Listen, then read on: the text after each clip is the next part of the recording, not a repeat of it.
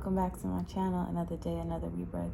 Hope all is well. I hope you're loving yourself. I hope you're letting love in. I hope you're creating new realities, creating art, just creating and using that God within you. You feel me? And today I kind of want to talk to the people that are feeling stuck. First of all, you're not stuck. You're probably just being placed in a position where you haven't had this much autonomy over your own life, over your own creations, over your own art, relationships before. Sometimes when we've been people pleasers, whether it comes to our family or friends or in general, like when there comes a time where we pray and we ask to be removed of all these things and people that serve us no good. And when they're finally gone, we don't know like what to do and you're feeling stuck. I'm related back to me being an artist. I'm a real hip hop head. If y'all don't know, like I be spitting or whatever. So I used to have like a lot of guy friends that are like very great rappers, and we know like rap, hip-hop is a male dominated thing, like music in general. That's why we have all these predators, is male dominated. So like I would send all of my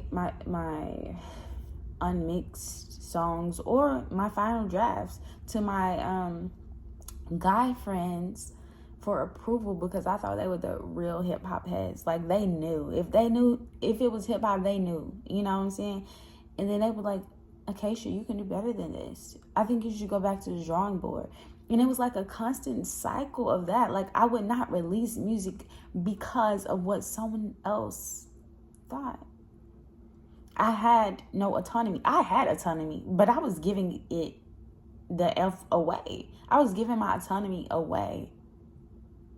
So sometimes when we have so many options, when we have so many talents, so many projects, it overwhelms us when we have autonomy. You can do whatever the F you want. You can choose whatever the project you want to work on. You can show up in the world how you want to. But you have to be consistent about that. And I'm not saying consistent as in like an image or a brand, because look, don't let nobody box you in. But you have to be consistent with putting that out. And people don't like the fact that they have to put their own ish out. You feel me? Because you have this autonomy. So you're like, well, I can decide not to put it out. I can decide to not show up because I'm afraid. You have to take your power back. As a person, as a creative, as a learner, as a teacher, you have to take your power back. And taking your power back can look like doing something as simple as deciding what you really want to do and not letting people control how you show up in the world. It always goes back to how you show up, right? Or how you view your past self and not letting yourself evolve. I'm gonna tell y'all, it took me a long time to start back rapping, because I had decided that I don't want to rap because I don't like the way hip hop is going. I don't like the way women in hip hop is going. I don't like the way we're showing up. I'm not like a pick me or anything, but it was just too hypersexual at one point. And I was like, if I show up rapping, they're going to expect me to do these things. If I show up talking about certain things, they're going to expect me to be a certain way. And I don't want to be that. I was giving people my autonomy, right? How I showed up. I was like, if I start rapping, I'm not going to be able to do poetry. Or they're not going to expect me to talk about real-ish. Or sing R&B and make neo soul. They're going to expect me to be a rapper. I had to decide what I wanted to do. And until I decided that, and I was pretending to be someone else and showing up in the world as just a poet, just a singer, I was in this constant cycle of like a play. Like I was pretending like it was a play. And I was stuck in that because every day I woke up and I was stuck in a reality that was not mine. Or it can look like creating a very detailed vision of where you want to be in the next few months, the next year, the next 5 years. But it takes you to focus on the smaller things at first. Like, what do you want to accomplish by the end of this week? Then make bullets under that about the things that it's going to take for you to accomplish that thing this week. You have to be very honest about your wants and your needs as a person, as a creative, as the author of your life. Nobody else is writing the story. And if you're letting somebody else, that's probably why you're stuck. You are letting someone write your story, and you're being forced to read that ish over and over and over and edit it and take pieces of that and pretend to be something instead of deciding what you really want to do. And that I said it was a simple thing, but it's scary. It was scary for me to start posting freestyles. It was scary for me to be like, hey, I rap, y'all.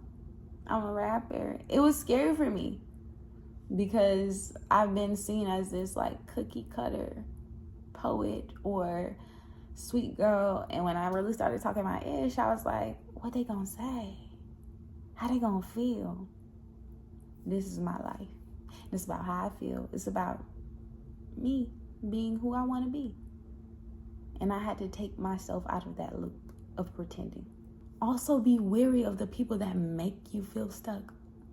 The people that say, you should be doing this. Oh, you still doing that little music thing? You still doing that little pain thing? You still trying to act? You still trying to do YouTube?